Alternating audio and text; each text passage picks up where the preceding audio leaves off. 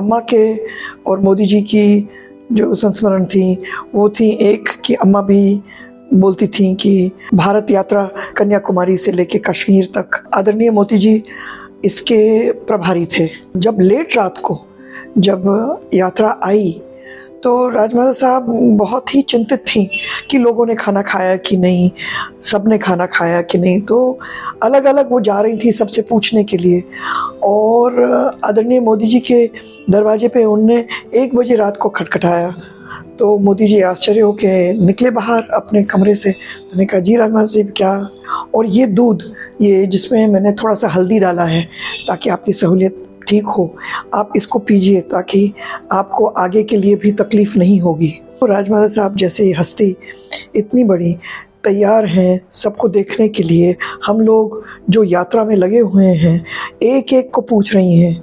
तो वो चीज़ मोदी जी हमेशा रिपीट करते हैं जब हम जैसे लोगों से मिलते हैं कि मैं भूल नहीं सकता कि ऐसे भी लोग होते थे हमारी पार्टी में जो हर चीज़ के लिए चिंतित रहते थे, चाहे वो कोई सा भी समय हो।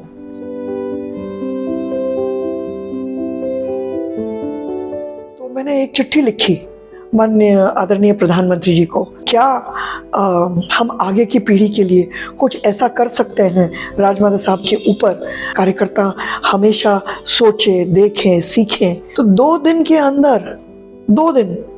अंदर मुझे फ़ोन आ रहा है भारतीय संस्कृति मंत्रालय से। उनने कहा कि नहीं, राजमाता साहब के ऊपर मुझे कहा गया है कि इमीडिएटली इस पर देखें और कि क्या आप कर सकते हैं। माननीय प्रधानमंत्री जी ने एक सिक्के के लिए राजमाता साहब के चेहरे का एक सिक्का बनाने के लिए कहा है। इतना फास्ट एक्शन, इतना फास्ट डिसीजन, उसमें भी दूरदर्शन से मुझे 3 दिन के अंदर फ़ोन आ गया कि हम एक वो बनाना चाह रहे हैं 30 मिनट का एपिसोड जिसमें हम राजमाता साहब की क्लिपिंग्स लगाएंगे, और ये हमें पीएमओ से आदेश मिले हैं।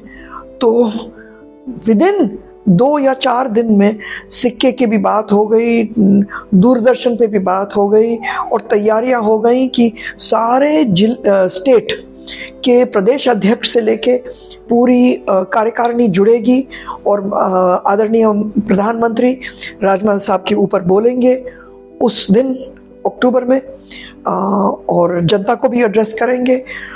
और उस दिन मुझे याद है कि उनने किसी को कहा कि सारे राजमाता साहब के परिवार जो अब हैं इस दुनिया में, मुझे उनको जोड़ना है।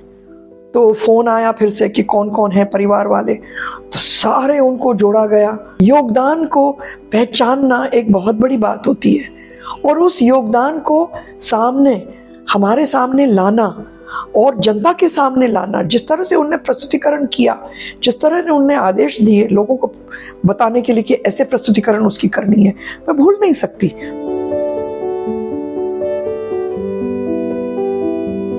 मैं उनसे अपॉइंटमेंट लेके जाती थी 11 अशोका रोड में। इतना सिंपल लाइफस्टाइल था आदरणीय मोदी जी का तब भी कि एक टेबल, एक कुर्सी, एक बिस्तर।